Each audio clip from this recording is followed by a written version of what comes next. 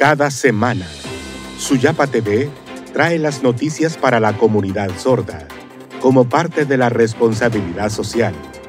A continuación le presentamos un resumen de lo nacional e internacional más importante de la semana, bajo la interpretación de Ana Valladares.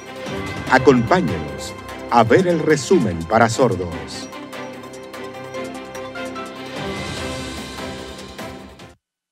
La Comisión de Dictamen culminó el pasado viernes la socialización de la Ley de Justicia Tributaria. Sin embargo, dieron a conocer que hasta este próximo miércoles se seguirán recibiendo recomendaciones para que se puedan consolidar y que los diputados de dicha comisión valoren cada aporte en la conformación de esta legislación.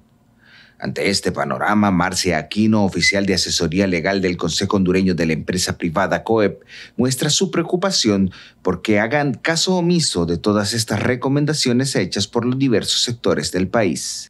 Que el Poder Legislativo tenga que sentirse forzado a aprobar este tipo de proyectos de ley con tanta incertidumbre, con tanta polarización que ha tenido el mismo, porque lamentablemente el Poder Ejecutivo no logró darle al Poder Legislativo la aprobación de un proyecto que fuera certero y que no existieran tantas dudas al respecto.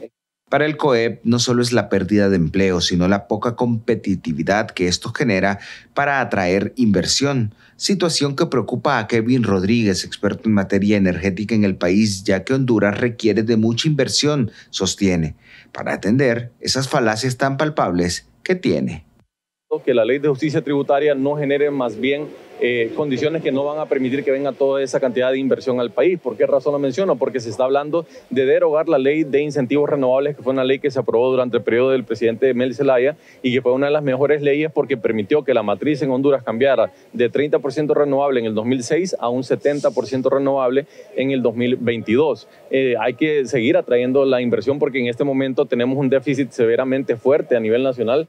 Ante este tipo de cuestionamientos, el subdirector del Servicio de Administración de Rentas, SAR, Cristian Duarte, mencionó que compete a la Comisión de Dictamen valorar qué recomendaciones toma y cuáles no, y aclaró que esta ley generará fondos para el desarrollo del país. El cálculo de los impuestos tiene mucho que ver con cómo queda la ley efectivamente al final. Nosotros no hemos hecho todavía públicos cálculos porque, como es una ley que está en proceso de discusión, nosotros enviamos incluso la ley al Congreso Nacional con diversos cambios sobre cómo se hizo pública. Son cambios que hubieran implicado un cambio en el impacto recaudatorio. Entonces hubiera sido irresponsable de nuestra parte hablar de un impacto recaudatorio. Sin embargo, sí le puedo decir que ya tenemos un impacto recaudatorio en función de la ley que enviamos al Congreso Nacional. Se trabajó con el Fondo Monetario, se trabajó con el BID. Hay dos escenarios, un escenario pesimista y un escenario positivo. Son escenarios a mediano plazo, a partir del 24, a partir del 25, que rondan entre el 0.03% del PIB y el 0.08%. Los diputados de las bancadas nacionalistas, liberales y el Partido Salvador de Honduras estarían en contra de esta legislación si no asumen las diversas recomendaciones realizadas en el proceso de socialización, advirtieron. Desde Suyapa Medios y Notifides le invitamos a que juntos fomentemos una cultura de paz. Con imágenes de Efraín Guerrero les informó Eddie Romero. Por cuarta vez consecutiva se ha ampliado el estado de excepción temporal que limita algunas garantías constitucionales y que permite a la Policía Nacional realizar allanamientos en diferentes sitios. Según el subcomisario Edgardo Barahona, portavoz de este ente de seguridad, la reducción de homicidios en comparación al año anterior es una muestra de la efectividad de estas medidas. La disminución de la incidencia de muertes violentas en el país. Desde el pasado 6 de diciembre que se implementó esta medida hasta el día de ayer, nosotros hemos registrado una reducción de más de 370 muertes violentas en todo el territorio hondureño. Esto debido a las intervenciones focalizadas que está haciendo la Policía Nacional. También en el estado de excepción parcial se han detenido a integrantes de estructuras criminales vinculadas a maras y pandillas, quienes han sido judicializados sus casos, y de igual manera hemos tenido una importante incautación de armas de fuego en el territorio hondureño, y considerando de que este es el instrumento con el que se cometen la mayoría de los hechos delictivos, el sacarlas de circulación permite reducir la incidencia de violencia en el país. Estas medidas se iniciaron el pasado 6 de diciembre de 2022 en Tegucigalpa y San Pedro Sula. ante el incremento de casos de extorsión y desde entonces se ha ampliado 4 veces y se ha extendido a 123 municipios en el país. Es por ello que Carlos Sierra, coordinador de proyectos del Centro de Investigación y Promoción de Derechos Humanos CIPRODE, considera peligroso que sigan extendiendo más días una herramienta como esta porque se podrían violentar derechos humanos a la población. El marco de un estado de excepción es precisamente una limitación de una serie de derechos ciudadanos y esto puede conllevar desde abusos de policías y militares hasta la posibilidad de violación de derechos humanos. Pero por otro lado, y lo que nos genera aún mayor preocupación es que la actuación de los operadores de justicia esté motivada o esté condicionada a que exista un estado de excepción. La policía y los operadores de justicia deberían de trabajar de manera efectiva y eficiente sin necesidad de un estado de excepción, porque estamos construyendo instituciones. Hugo Maldonado, presidente del Comité para la Defensa de los Derechos Humanos, CODE, advierte que en cierta medida el estado de excepción ha tenido resultados, pero no servirá para acabar con el crimen organizado mientras no se atiendan temas torales en el país. No vamos a lograr la paz y la tranquilidad si educación sigue como está, si salud sigue como está, si las oportunidades de trabajo no las hay. Si la inversión no viene al país, vamos a seguir contando muertos porque los jóvenes, en vez de andar con el currículum en la mano, lo que está haciendo es reclutados por los sectores antisociales a nivel de Honduras. La percepción de la población sigue sosteniendo que la delincuencia se encuentra igual o peor que antes y muestra de ello es la cantidad de personas fallecidas solo este fin de semana, la cual ascendió a más de 20 según defensores de derechos humanos. Desde Suyapa Medios y Notifides le invitamos a que juntos fomentemos una cultura de paz. Con imágenes de Efraín Guerrero les informó Eddie Romero. Una de las enfermedades endémicas que se ha estado registrando en las últimas semanas y con mayor frecuencia en los niños en edad escolar es la varicela. Ruth Herrera llegó al centro de salud con su hijo con síntomas de esta patología y hace un llamado a los padres de familia. Bueno, el llamado es que cuando miren eso, no mandar a los niños a la escuela porque infectan a los demás. Entonces, hacer el llamado de cuando miren alguna ronchita o alguna alergia, ir inmediatamente al médico para no afectar a los demás niños. Esta enfermedad es sumamente contagiosa, explica el infectólogo Tito Alvarado, por lo que se debe de tener mucha precaución, en especial en las personas con enfermedades de base, ya que de descuidarse puede llevar a un paciente a una sala de hospital. Puede producir trastornos, obviamente, en el niño, pero si es un niño normal, pues es una enfermedad muy benigna. Pero un paciente que tenga inmunocompetencia, una leucemia, un SIDA o una enfermedad inmunodeprimida, sí le afecta bastante. Puede producir neumonitis o puede producir cerebritis, encefalitis, y puede ser motivo de muerte. Solo en el centro de salud de la colonia San Miguel, a la semana están llegando entre 5 a 6 pacientes con síntomas de varicela. El epidemiólogo Kenneth Rodríguez hace énfasis que es importante acudir a aplicarse la vacuna contra esta enfermedad. Al mismo tiempo, explica cuáles son los síntomas. Es una enfermedad que presenta las características iniciales como fiebre, pérdida del apetito, dolor de cabeza, cansancio, irritabilidad y sensación de malestar, esto debido al salpullido que presenta la persona con varicela debido a las vesículas o lesiones primarias caracterizadas por vesículas en todo el cuerpo.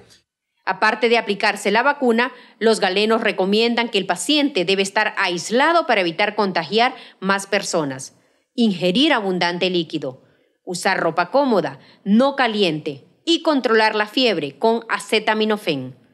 Desde Suyapa Medios y Notifides le invitamos a fomentar una cultura de paz.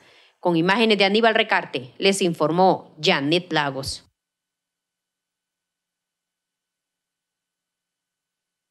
La capital del país se encuentra acobijada por una intensa capa de humo. Esto producto de la quema de los bosques y que ante la falta de lluvia aún no se disemina. A esto se suma el polvo de Sahara. situación que está dejando consecuencias en las vías respiratorias a tal grado que en las últimas semanas las estadísticas de diversas enfermedades pulmonares han incrementado. Así lo indica el médico internista del Hospital El Tórax, Tirso Godoy. El Instituto Nacional Cardiopulmonar tuvo un aumento más o menos del 40-50% en patología respiratoria en ese periodo de esos últimos 2 meses. Y en el área de pediatría también muchas crisis asmáticas, mucha bronquiolitis, pero en el área de adultos lo que más hemos visto es exacerbación de EPOC, de enfermedad pulmonar obstructiva crónica, casi en un 50%, ¿verdad? Bastante el aumento. En los centros de salud igual se está registrando un incremento de más del 30% en las atenciones por enfermedades respiratorias. Daniela Espinosa, directora del Centro de Salud del barrio del Manchén, señala que no solo la bruma de humo es la causante.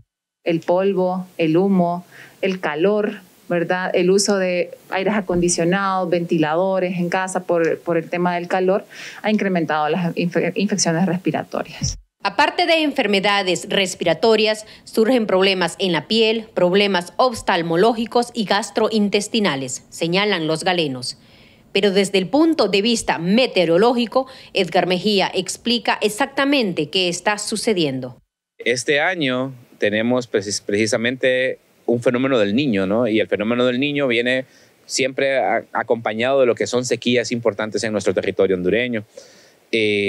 Las condiciones atmosféricas cuando tenemos un fenómeno del Niño también se ven afectadas y eso genera ciertos problemas porque los vientos alisios tienden a disminuir su velocidad también y eso también nos ayuda a nosotros no nos ayuda cuando tenemos este tipo de contaminación porque el viento al estar más débil entonces no se lleva estos contaminantes no hacia otros lugares sino que lo deja aquí, entonces va relacionado a las condiciones atmosféricas con el fenómeno del Niño. En relación a que la bruma puede afectar la operación de los diferentes vuelos que salen o ingresan al aeropuerto Toncontín, según informe de Aeronáutica Civil, por los momentos están trabajando normal. Pero el meteorólogo detalla que de no llover se corre el riesgo de paralizar las operaciones por el problema de la visualización. Desde Suyapa Medios y Notifides le invitamos a fomentar una cultura de paz. Con imágenes de Efraín Guerrero, les informó Janet Lagos. Víctimas de violaciones, de secuestros o maltratos de diferentes índoles es lo que se exponen los miles de niños hondureños que hoy están en las calles ejerciendo algún trabajo, ya sea por abandono de sus padres o la misma pobreza que los lleva a buscar sus alimentos. Loren Roque, especialista de World Vision Honduras, comparte la cantidad de niños y niñas que están en dicha situación. 500,000 de niños y niñas están en situación de trabajo infantil en sus diferentes modalidades, en sus diferentes formas. Y pues es una situación, ¿verdad?, que no es nueva, pero que se ha incrementado por los diferentes factores que pues hemos tenido en el contexto sociopolítico, todo el tema de la pandemia. Entonces se ha incrementado. Wilmer Vázquez, director ejecutivo de la red COIPRODEN, señala que la situación de niñez en Honduras siempre ha sido crítica y cada año se siguen dando datos de cuántos infantes están en trabajo infantil, pero nunca se hace nada. Esto sin duda obedece a la gran desigualdad social que existe en el país, la pobreza, la miseria, la pobreza extrema y la exclusión social, donde no hay oportunidades de empleo dignos para las familias y salarios dignos para la familia. Y en ese sentido, las niñas y los niños piensan que deben de asumir esta responsabilidad, pero están desprotegidos por parte del Estado. Por su parte, Héctor Espinal, especialista en comunicación de UNICEF Honduras, considera que ya es tiempo que se tomen acciones para ayudar a todos estos niños y niñas que hoy están en el abandono. Dotar de los recursos necesarios a las organizaciones que trabajan, a las alcaldías municipales para que puedan cumplir con este rol. Organizar grupos multidisciplinarios para dar respuestas diversas desde las instituciones del Estado, de la cooperación internacional, de sociedad civil y de alcaldías municipales. La mayor parte de esta niñez que hoy está en calles se encuentra en las grandes ciudades, como San Pedro Sula, Tegucigalpa, Comayagua, La Ceiba, Olancho, entre otras. Desde Suyapa Medios y Notifides le invitamos a fomentar una cultura de paz. Con imágenes de Efraín Guerrero, les informó Janet Lagos. Una segunda vuelta, el cambio de fechas en las elecciones municipales y legislativas son parte de las reformas que se han estado debatiendo entre partidos políticos, autoridades electorales y la sociedad civil, en vistas a que en el Congreso Nacional se puedan hacer estos cambios para una mejor transparencia. El problema, según Rafael Jerez, oficial de asesoría legal del COEP, es que este tema no está en agenda del legislativo y creará incertidumbre de cara a los próximos comicios electorales. La reforma electoral ahora mismo no es una prioridad en el Congreso y el riesgo de eso es que al no ser una prioridad, cuando llegue el ciclo electoral, todas estas reformas que se están discutiendo ahora, que eran necesarias, no se tomaron en cuenta y eso obviamente incrementa el riesgo de un proceso electoral con incertidumbre. Julio Navarro, consejero presidente del Consejo Nacional Electoral, es del criterio que los políticos manejan sus agendas propias y esto dificulta la presentación de las reformas, aunque considera que es imperioso introducir estos cambios. Recuerden que los políticos tienen sus agendas propias y en fundamental las agendas están relacionadas con las luchas de poder que se dan al interior de los poderes del Estado como tal.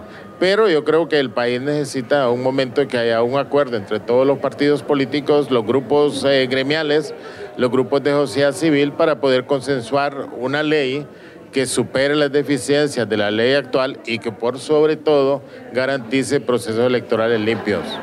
Julieta Castellanos, exrectora de la Universidad Nacional Autónoma de Honduras, manifiesta que el problema del Partido Libre es que pensaron que el respaldo en las urnas a nivel ejecutivo iba a llevarlos a tener poder en el legislativo, cuando no tienen los votos suficientes para aprobar una ley. Ellos siempre hicieron gobierno bajo el supuesto de que era el gobierno más votado, pero no diferenciaron que era el ejecutivo, no el legislativo. Y hoy estamos viendo esta coyuntura que a mí me parece muy bien que los diputados saquen lo que tienen. Este tipo de reformas electorales deben ser presentadas en estos días ya que algunas implican cambios constitucionales, por lo que necesitan una segunda legislatura para ser ratificadas según el proceso del Congreso Nacional. Desde Suyapa Medios y Notifides le invitamos a que juntos fomentemos una cultura de paz. Con imágenes de Aníbal Recarte les informó Eddie Romero. El Consejo Nacional Anticorrupción, CNA, denunció este día el nepotismo que prevalece en la actual administración, en donde autoridades encabezadas por la presidenta Xiomara Castro han nombrado como funcionarios a hijos, esposas, familiares, contraviniendo lo establecido en el artículo 13 del Código de Conducta de Ética del Servidor Público. Así lo detalla Gabriela Castellanos, directora ejecutiva del CNA. El artículo 13 del Código de Conducta de Ética del Servidor Público establece claramente lo siguiente. El servidor público tiene prohibido designar parientes dentro del 4º grado de consanguinidad y 2º de afinidad para que presten servicio en las instituciones directamente a su cargo, sea de manera remunerada o ad honorem. Concentración de poder. Tanto fue criticado en el gobierno anterior del Partido Nacional y ahora se transforma en una nueva concentración orquestada por el Partido Libertad y Refundación Libre. Castellanos es categórica al indicar que este nepotismo se vive en los 3 poderes del Estado y que son prácticas antidemocráticas que han arrastrado la silla presidencial a una mesa familiar, con cupo para el cónyuge, los hijos, hermanos, tíos, sobrinos, cuñados y la lista nunca acaba. El nuevo linaje se esparce desde el Ejecutivo hasta el Legislativo, pasando por el Judicial, para completar la tríada del poder.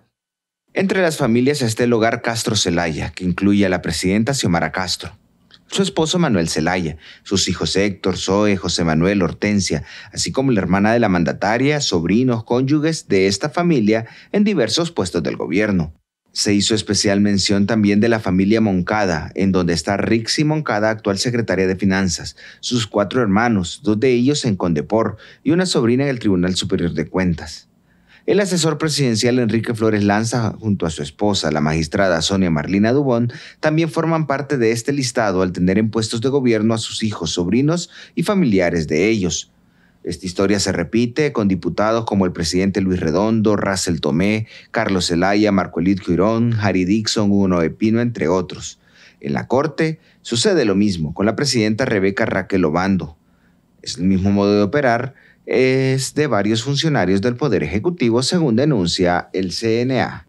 Sumado a esto está la concentración del poder, ya que según se dice, los 3 poderes del Estado responden al Poder Ejecutivo. Según la diputada Irosh Kelbir, que es importante mencionar que su esposo también es funcionario público al ser designado presidencial, está recayendo el poder en una sola persona, el expresidente Manuel Zelaya. La concentración del poder no puede estar en manos de una sola persona, que en este caso es el esposo de la presidenta, el señor José Manuel Zelaya Rosales, el que maneja el poder, y le vamos a pedir más bien al señor Rosales que deje gobernar a su esposa. Enrique Flores Lanza, asesor presidencial, responde a esta denuncia señalando que los ataques de la abogada Gabriela Castellanos son por resentimiento al no acompañarla en sus aspiraciones de poder. Gabriela Castellanos nos ataca porque no quisimos apoyarla para ser fiscal general de la República. En su momento ella solicitó este apoyo. Nosotros consideramos que no era conveniente a los intereses de la población y por eso a ella, con un resentimiento, ahora está atacándonos incluso a nivel personal. Russell Tomé, diputado del Partido Libertad y Refundación, también reacciona al nepotismo y asegura que es un derecho ciudadano poder trabajar en el gobierno si se cumple con los requerimientos necesarios, sin importar si su familiar está también trabajando en el mismo. A mí me parece que el CNA perdió credibilidad y perdió capacidad de plantear temas estructurales, porque el que un hondureño tenga un trabajo con el gobierno no es nepotismo. El derecho a trabajar en el gobierno es un derecho de todo ciudadano en la Constitución. El problema de todo esto, según Luis Orbina, coordinador académico investigativo del CNA, es que no existe una ley para penar esto, aunque reitera que sí están las prohibiciones. Porque no es que no existe una prohibición, lo que no hay es una sanción y castigo al nepotismo y la concentración de poder, pero las prohibiciones existen. Lamentablemente en el territorio nacional no se castiga y es lo que se debe fomentar para no repetir los mismos errores del pasado, porque como muy bien les establecemos, estamos en lo mismo, solo cambiamos de partido político. Es por ello que el CNA pide a los legisladores que se cree una ley en donde se condenen estos hechos. El problema es que quienes están en el poder están inmiscuidos en el familión. Desde Suyapa Medios y Notifides le invitamos a que juntos fomentemos una cultura de paz con imágenes de Aníbal Recarte, les informó Eddie Romero.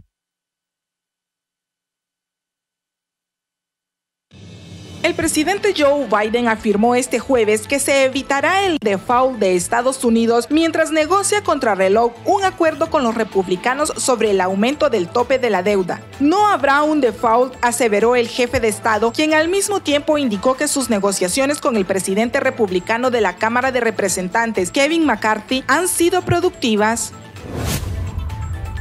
En respuesta a sus constantes injerencias en asuntos internos del Perú, el presidente de México, Andrés Manuel López Obrador, fue declarado persona no grata en el territorio nacional por el Congreso de la República. Antes del próximo domingo se sabrá si el presidente de Ecuador, Guillermo Lasso, correrá por la presidencia en las elecciones anticipadas previstas para el 20 de agosto de 2023. Esteban Bernal, nuevo presidente del movimiento político oficialista CREO, afirmó que en el partido buscan que Lasso opte por la reelección. Los partidos opositores salvadoreños sostienen conversaciones con miras a presentar un candidato común en las elecciones presidenciales de 2024. La coalición podría agrupar partidos políticos que dominaron la vida política salvadoreña desde los años 80, como Arena y el Frente Farabundo Martí, un candidato único que rivalizará con el presidente Nayib Bukele, que busca un segundo mandato consecutivo a pesar de los límites establecidos en la Constitución. La justicia boliviana le dictó prisión preventiva por 60 días a Luis Fernando Camacho por el llamado caso de Cretazo tras una audiencia que duró casi 10 horas, confirmó a Infobae el abogado del político opositor Martín Camacho. Para Notifides, en las noticias internacionales, les informó Valesca Velázquez.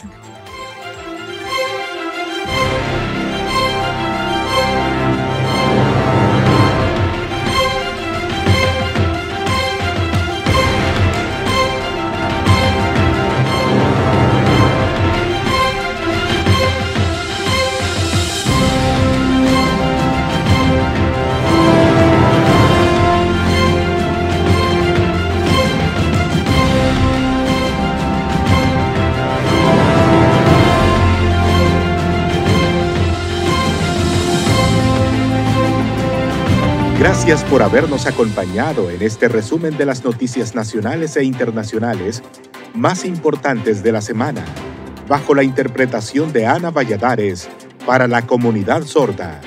Los esperamos la siguiente semana.